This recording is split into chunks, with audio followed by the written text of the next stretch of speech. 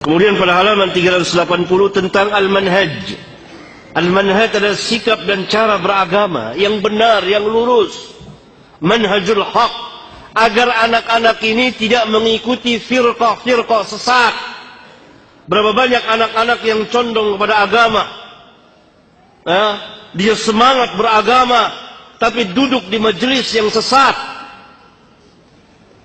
Yang justru membinasakan mereka. Lihat yang mengajarkan tentang jihad sana, jihad sini, tanpa ilmu. Ngebom sana, ngebom sini. Itu anak-anak muda. Tapi sesat mereka dalam beragama. Maka kita ajarkan anak kita manhaj agar mereka di dalam beragama tidak tersesat. Ada bom bunuh diri. Berapa banyak? Itu kan dilakukan oleh para pemuda. Bahkan ada yang usianya sangat muda sekali, belasan tahun. Atas nama apa? Atas nama agama.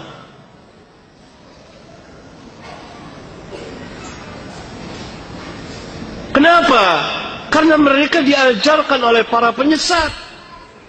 Atas nama agama. Mereka diajarkan bukan oleh ulama, bukan oleh orang-orang yang berilmu.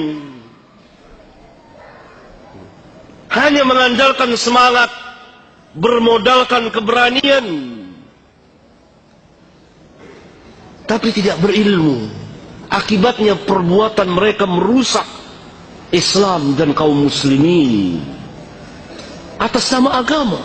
Bahkan mereka yakin bahwa yang mereka kerjakan ini benar. Mereka nggak bisa pergi. Kejadian di negeri kita, di Pakistan, di daerah Timur Tengah, dari ajaran-ajaran sesat ini, atas nama Islam, atas nama jihad, atas nama memerangi orang-orang kafirin. Mereka bukan ulama, mereka bukan ahli ilmu, dan mereka membuat-buat majelis. Nah, agar anak-anak kita tidak mengikuti ajaran-ajaran sesat ini, kita perlu mengajarkan manhaj.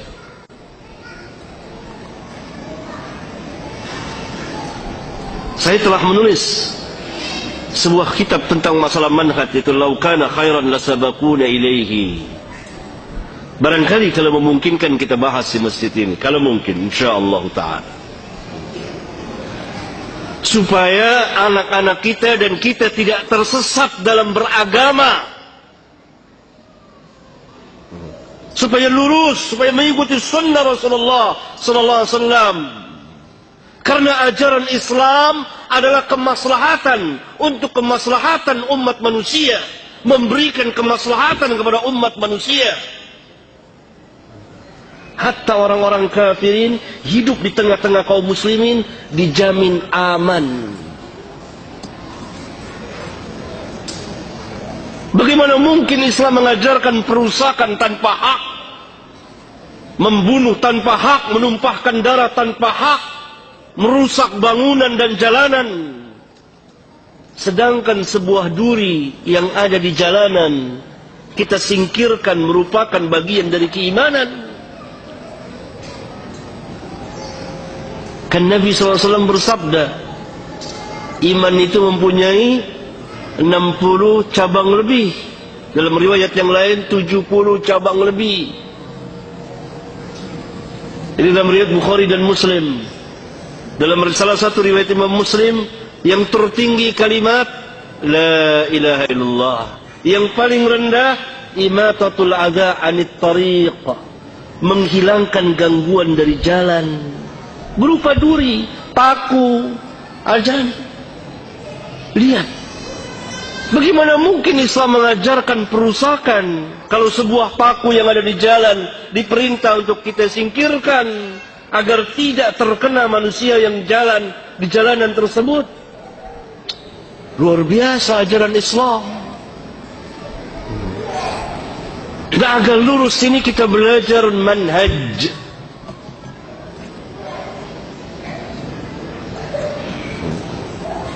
Agar tidak tersesat jalan. Karena ketika terjadi kebangkitan kembali kepada agama, berbagai manusia kembali kepada agama, akhirnya sebagiannya tersesat di dalam memahami, kemudian mengamalkan, kemudian mendakwakan agama, maka terjadilah apa yang telah terjadi pada sebagian dari kita. Disebabkan apa? Kesesatan di dalam memahami din. Atas nama apa?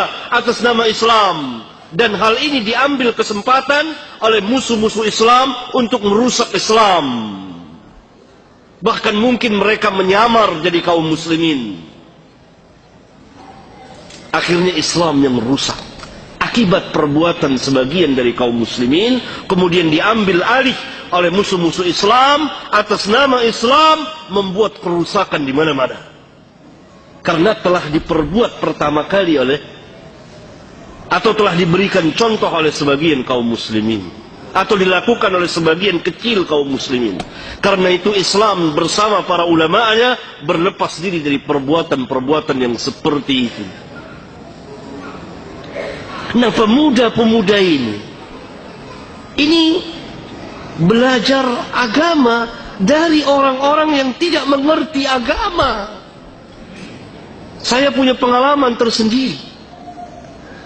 Panjang cerita saya mengenai masalah ini. Pemuda-pemuda itu keras sekali. Mereka mengkafirkan sana, mengkafirkan sini. Atas nama Islam, atas nama jihad. Semangat. Mereka sholat, mereka ahli ibadah. Tapi bodoh. Semangat, tapi jahil. Berani, tapi tersesat jalannya. Belajar, tetapi kepada orang-orang yang jahil, bukan ulama. Mereka membaca ayat-ayat Al-Quran dari awal sampai akhir, tapi ayat-ayat itu tidak sampai melewati tenggorokan mereka, hanya sampai mulut saja.